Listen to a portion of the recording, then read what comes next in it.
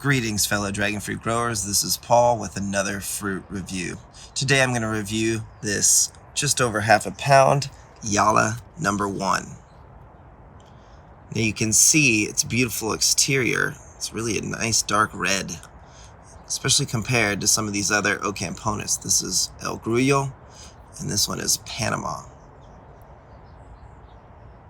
So very interesting. Now you can see how they describe it in Paul Thomson's book. And there's even pictures. And then I found it in Leo Manuel's collection. So you can see that pot. And look at this bulbous flower bud. It's just stunning. Really interesting and unique. And it grows and turns into this amazing looking flower, which is definitely unique as well. Now I believe it needs to be cross-pollinated to set fruit. It is self-sterile in my experience.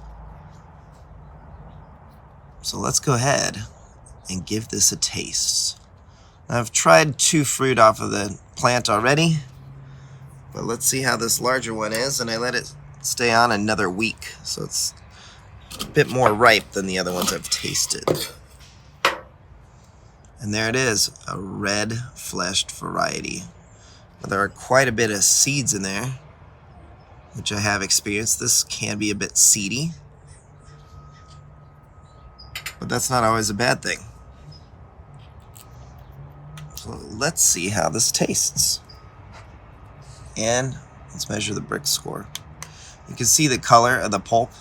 It's best reflected in its juices right there. You can see it's like a dark magenta. Like a raspberry, dark raspberry color. Okay.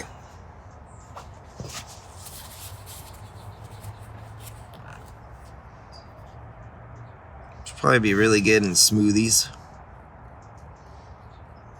or in like a fruit salad, but let's make sure it doesn't taste earthy, or sometimes some of these Ocamponis don't taste very good. These some of the ones I've had. You can see it's harder to extract the juices here than say like a Guatemalan, and you do not want that pulp affecting your data. There we go. So 14 and a half. 14 and a half. Now I've had it probably, I think it was in the mid 15s. It'll probably go up to 16, but that's usually the max for some of these red fleshed varieties, except for El Grullo, which will get higher, close to 20.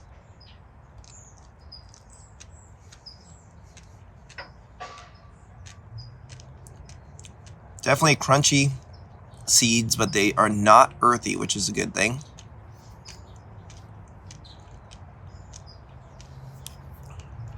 Does taste a little bit like vegetables. It's like cooked beets, some describe it as.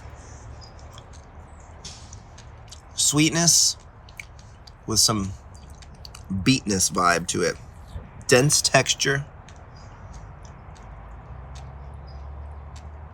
Not bad for Ocamponis. They are not my favorite varieties,